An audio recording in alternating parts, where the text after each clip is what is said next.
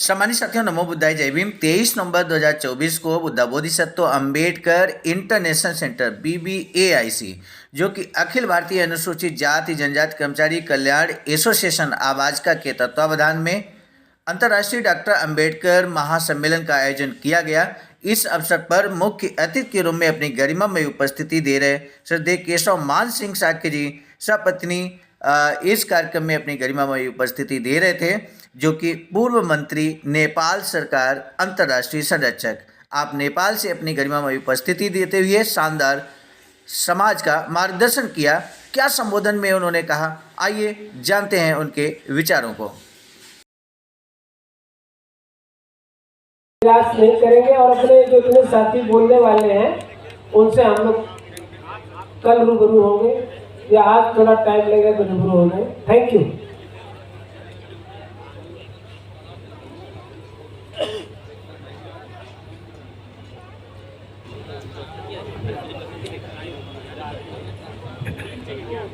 धन्यवाद। और सभा के आज की सभा अध्यक्ष जी,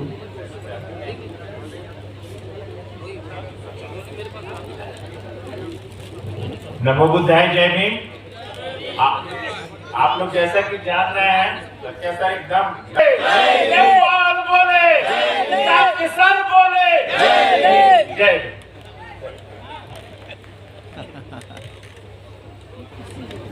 नमो बुद्धाय, जय भीम। नमो बुद्धाय। आप सबको जो है नेपाल से लाए हुए हृदय से मैं नमस्कार उद्गार करता हूँ। अब छोटा सा आप कहें कि आज के जो संदर्भ में हम जो आए, थोड़ा सा भूमिका ही अभी जो है मैं व्यक्त करूँगा। नेपाल में करीब 20 वर्ष भी नहीं हुआ, बहुत बड़ा पॉलिटिकल चेंज हुआ था। शायद आप लोग इसका जानकार हैं। तो हमारा वो देश जो था, पहले जो है हिंदू राज्य कहता था और राजा थे और एक तंत्रीय जो तानाशाही शासन था। तो वहाँ कुछ पॉलिटिकल चेंजेस हुआ और वहाँ नया संविधान बना। तो जब नया संविधान, ये संविधान सभा के मार्फत, और हम भी थे उसमें, तो हम लोगों ने नेपाल का अब भावी संविधान कैसा होना चाहिए, इसका खोजी में हम लोगों को जो है सबसे नजदीक हमारा पड़ोसी बहुत बड़ा देश भारत, और उसका जो संविधान जो बनाया था बाबा साहब डॉक्टर अंबेडकर ने, तो वही जो है संविधान सबसे नजदीक और सांदर्भिक लगा। तो इसी संविधान के आधार पर हमारा नेपाल का संविधान बनाया। तो इस संविधान में मूलभूत क्या विषय हमने इंक्लूड करने का हमको जो सौभाग्य मिला, तो उसमें राजतंत्र चला गया और वो गणतंत्र हो गया। दूसरा, वो हिंदू राज्य था, लेकिन अब जो है वो धर्मनिरपेक्ष राज्य हो गया। वहाँ जो शासन सत्ता में जो है एक ही नस्ल की ब्राह्मणवाद हावी था, लेकिन अब हम लोगों ने, जैसे कि भारत के संविधान में बाबा साहब की वो उसमें से आरक्षण का जो व्यवस्था हुआ, तो हम लोगों ने उसका जो है नया थोड़ा सा नाम नया रखा, तो वो समानुपातिक समावेशी, तो 40% पॉलिटिकल रिजर्वेशन जो है वो संविधान में हमारा अधिकार है, वो किसी राज्य का नहीं, ये सब हमारा जो है अधिकार है। और प्रशासन यंत्र में भी 50% जो है वो संवैधानिक अधिकार की तरफ हमारा वो है। थोड़ा सा भारत से सीखकर हमने थोड़ा सा इम्प्रूव किया, और वहाँ ये प्रादेशिक, ये संघीयता भी लागू हुआ। ये 4 तत्व जो है हमने भारत से ही लिया है, दूसरे देशों से नहीं लिया है।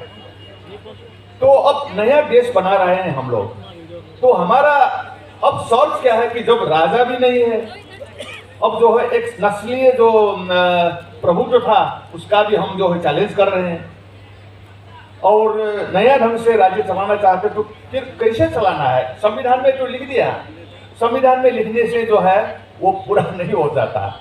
तो हमको जो है इंडिया में आकर, आपका जो संविधान है कितना वर्ष हो गया?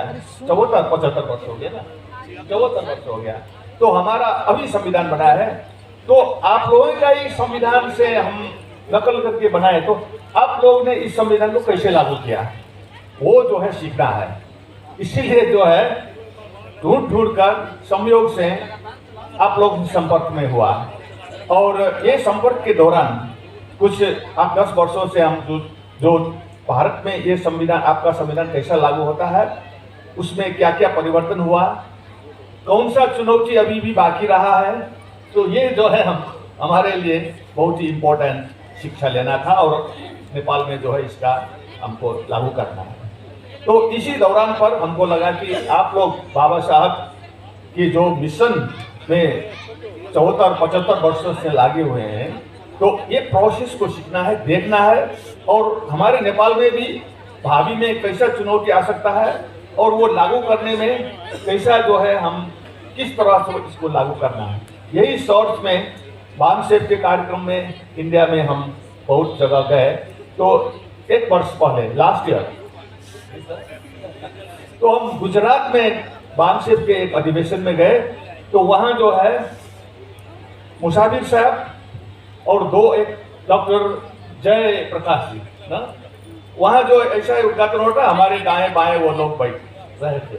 तो मुसाफिर साहब जब अपने बात बोले, तो उन्होंने डॉक्टर बाबा साहब अम्बेडकर ने जो 1956 में नेपाल आए थे, वो विश्व बौद्ध सम्मेलन में वो की नोट स्पीकर था, तो उन्होंने मार्क्सवाद और बुद्ध में जो है स्पीच दिया था, बहुत हिस्टोरिकल, क्योंकि नेपाल उस समय जो है नया नेपाल बन रहा था, तो उसमें वो स्पीच बहुत ही इम्पोर्टेंट था। तो वो हम भूल गए थे, बहुत वर्ष बीत गए।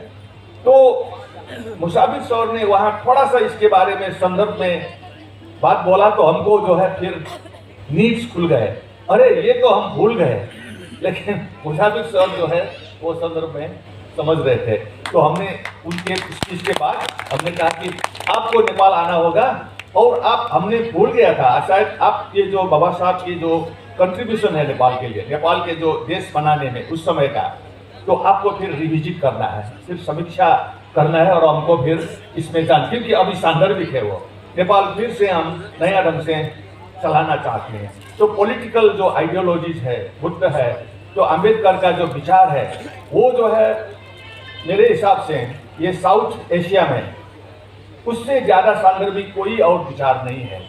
ये मार्क्सवाद भी नहीं है, और ये कैपिटलिज्म बाजार व्यवस्था भी नहीं है। और साथ साथ जो आप लोगों ने भी हुआ, हमारे देश में भी 20-25 वर्षों से ये सेंट्रल अमेरिका और साउथ अमेरिका से एक विचार आया, एनजीओ। तो हमने सोचा कि एनजीओ ने हमारा जो है आगे ले जाएगा, वो लिबरेशन थियोलॉजी और पाउला फ्रेरी करके वो जो विचार बने थे जैसे बाबा साहब, लेकिन वो प्रयोग किया, उसने भी काम नहीं, अभी जो है वो जो है प्रभावशाली रही है।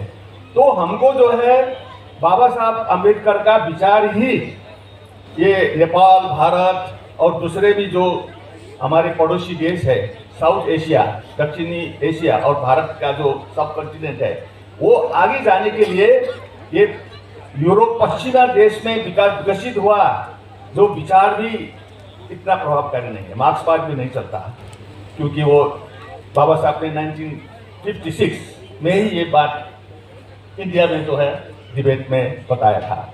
और जो है पूंजीवाद, जो बाजार मुखी पूंजीवाद है, उसका भी बहुत ही डिफॉल्ट, उसमें से जो है समाज में और फासला बढ़ रहा है गरीब और धनियों का, और जो है बहुत ही वो आगे नहीं जा रहा था। तो हम सर्च में है, और बाबा साहब ने इतना ज़्यादा भारत में अपना अनुभव, अपना अध्ययन करके कितना 40 वॉल्यूम, अभी 40 वॉल्यूम लिखते गए हैं। ये जो है लिटरेचर ही विश्व के कितना 1/3 पॉपुलेशन है अभी जो हमारा, तो भारत, नेपाल, पाकिस्तान, बांग्लादेश, श्रीलंका, ये जो देश है, अफगानिस्तान, इसका पॉपुलेशन जो है विश्व में सबसे ज़्यादा पॉपुलेशन है, सबसे बड़ा। ये जो है करीब 40% शायद पॉपुलेशन है। ये विश्व के 40% पॉपुलेशन को अभी भी मार्गदर्शन नहीं हुआ। तो भगवान बुद्ध ने 2600 वर्ष पहले एक विचार दिया, तो सम्राट अशोक ने उसको जो है इस इलाका में फैलाकर जो सुख और समृद्धि दिया, लेकिन वो सब भूल गए हैं, वो सब मिट्टी में दब गए हैं। तो ये नया ढंग से इस भूभाग को विश्व के करीब 40% पॉपुलेशन को जो है पार कराने के लिए, उसको जो है मुक्त कराने के लिए, उसको जो है समता में लाने के लिए, उसको जो है आगे प्रगति में लाने के लिए बाबा साहब का जो विचार और दर्शन है वो हमने इतना सीरियसली नहीं लिया। तो आप लोग जो है, आप लोग आवाज का ये नया जो है संगठन बन रहा है, बाम से भी है, लेकिन हमको ये लग रहा है कि ये सारनाथ है। ये सारनाथ ऐसा इंपॉर्टेंट जगह है जहां भगवान बुद्ध ने धर्म चक्र चलाया था, प्रवर्तन किया था। ये बुद्ध का जो है बुद्ध का विचार प्रसार करने का चक्र, ये विश्व में फैलाने का ये जगह, उद्गम जगह ये है। तो हम वो भूल गए थे।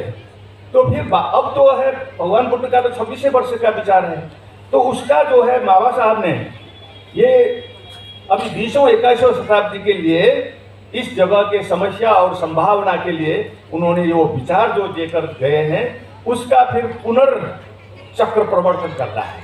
धर्म चक्र प्रवर्तन का ये दूसरा जो है वो सारनाथ से ही हो रहा है, हम देख रहे हैं सारनाथ में ये केंद्र बन रहा है।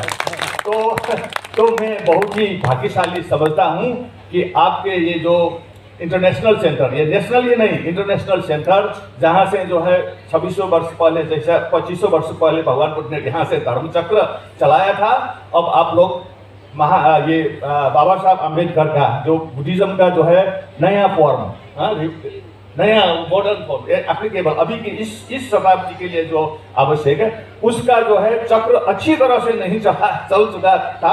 अब जो है मुझे ऐसा लग रहा है कि ये जो केंद्र है ये पवित्र इतिहास में एक पवित्र जगह की तरह जाएगा और ये दूसरा धर्म चक्र प्रवर्तन का जो है मकसद पूरा करेगा। जय भीम, नमो बुद्धाय।